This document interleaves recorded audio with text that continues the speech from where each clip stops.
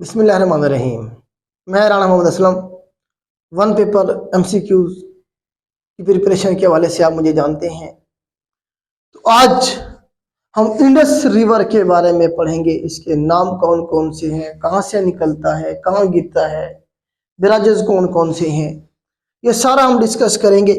तो Indus river को बेटा आपको बताया कि इसे हम क्या कहते हैं, नाइल ऑफ पाकिस्तान। पाकिस्तान का दरियाए नील किसे कहेंगे, इंडस रिवर को कहेंगे। इसे इसके बहुत सारे नाम हैं। अब्बासियन इसका नाम है, अब्बासियन। पश्तो में इसे फादर ऑफ द रिवर्स। अब्बासियन का मतलब क्या है, अब्बासियन का मतलब है फादर ऑफ द रिवर्स। इसके अलावा सिंधु दरिया, इंडस रिवर, मेहरान रिवर कहते हैं इसे सिंध में। और जब ये सकरदू से बहेगा तो इसे सकरदू रिवर भी कहेंगे। तो ये सारे नाम हैं, कमीशन पूछता है इसके नाम चेंज करके। अब जरा हम देखते हैं कि ये निकलता कहाँ से है। तो बेटा ये देखेंगे, हमारा पाकिस्तान है, ये इंडिया है,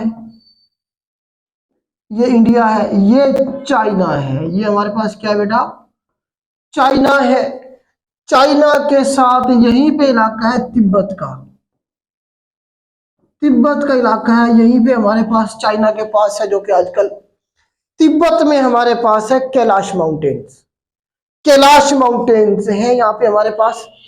तो कैलाश माउंटेन्स हिंदुओं के लिए बहुत ज्यादा मुकद्दस है, क्योंकि हिंदुओं का अकीदा ये है कि उनका जो शिवाजी साहब हैं, जो उनके गॉड हैं, वो यही तिब्बत में कैलाश माउंटेन्स पे, यहाँ एक लेक है जिसका नाम है लेक मानसरोवर। मानसरोवर। तो लेक मानसरोवर पे जो है ना कौन रहते हैं जी, शिवाजी साहब रहते हैं अपने बच्चों के साथ। ये हिंदुओं का अकीदा है। तो इसीलिए हिंदू अपनी पूरी जिंदगी में एक दफा जरूर तीर्थ यात्रा पे कैलाश माउंटेन्स में लेक मानसरोवर में जाके नहाते हैं, गुसल करते हैं, जिससे वो कहते हैं कि हमारे जो पाप हैं वो धुल गए हैं, हमारे जो गुनाह हैं वो क्या हो गए जी, धुल गए हैं। तो लेक मानसरोवर है यही तिब्बत में हमारे पास। तो लेक मानसरोवर से ये निकलेगा दरियाए सिंध। पूछेगा सवाल पेपर में कि जी कहां से निकलता है, लेक मानसरोवर से निकलता है। कौन से एरिया से, तिब्बत से, चाइना से। चाइना से तिब्बत से निकलेगा।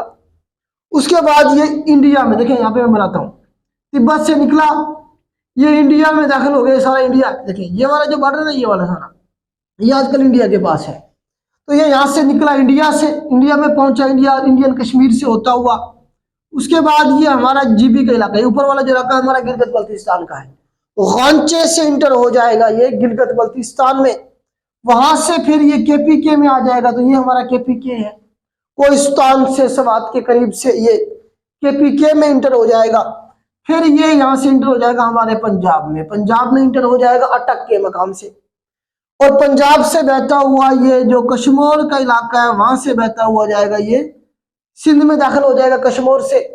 और उसके बाद ये जाके गिरेगा कहाँ पे, इंडियन ओशन में। यहाँ पे हमारे पास अरेबियन सी है। कौन सा सी है हमारे पास, अरेबियन सी या फिर इंडियन ओशन।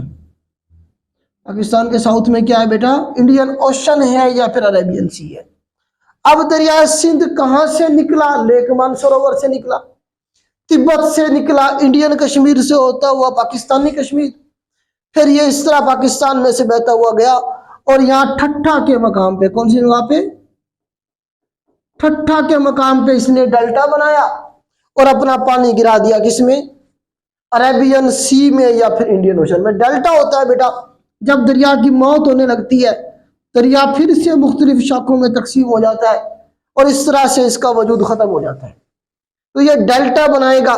इस तरह से ये जो दरिया है हमारा निकला लेक मानसरोवर से। इसके बारे में सवाल बनेंगे।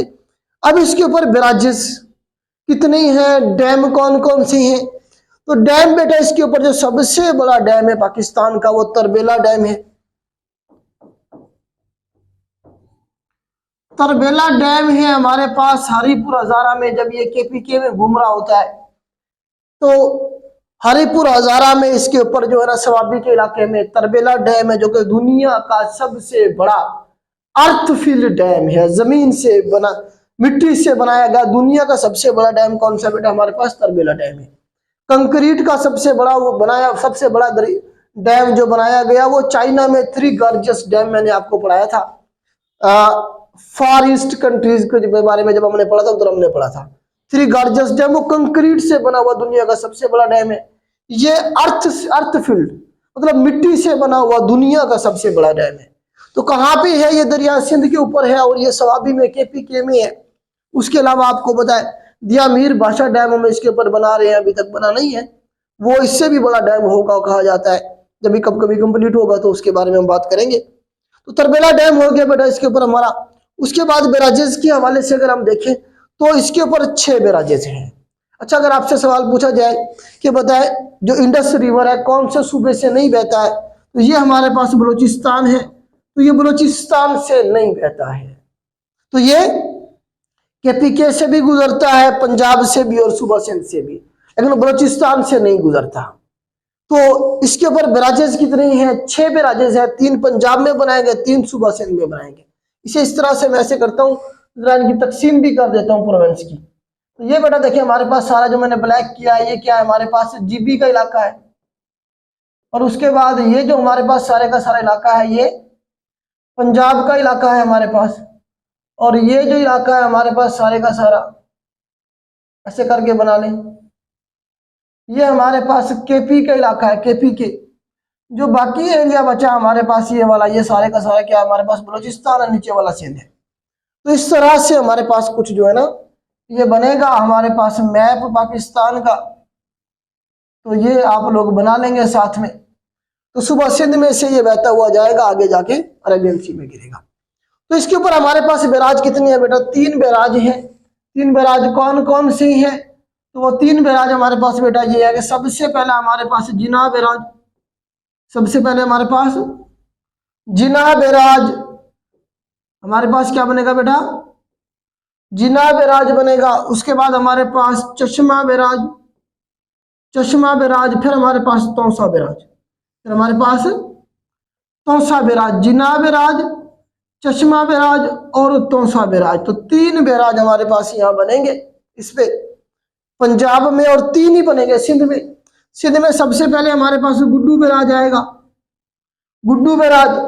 गुड्डू बैराज के बाद हमारे पास फिर Sukkur barrage, Sukkur barrage. Sukkur barrage के बारे में आपको पता है दुनिया का सबसे, दुनिया का कह रहा हूं, पाकिस्तान का ओल्डेस्ट बैराज और पाकिस्तान का लार्जेस्ट बैराज सखर बैराज है। 1932 में ये बना था। सबसे पुराना बैराज हमारा सखर बैराज है, सिंध में, दरिया सिंध पे है। उसके बाद हमारे पास, इसके बाद नेक्स्ट है हमारे पास गुड्डू बैराज, सखर बैराज, और उसके बाद हमारे पास है कोटरी बैराज, कोटरी बैराज, कोटरी बैराज। ये भी इसी का जो है ना हमारे पास नाम है, कोटरी बैराज, सखर बैराज और गुलाम ये गुड्डू बैराज। तो ये 6 बैराज हैं हमारे पास किस पे? दरियाए सिंध पे। तो दरियाए सिंध के हवाले से यही सवाल आपके बन सकते थे जो मैंने आपको करवाए। इन्हें नोट किया करें, अपने नोट्स में शामिल किया करें और अपने दोस्तों के साथ शेयर किया करें। आज के लिए इतना ही। अल्लाह हाफ़िज़।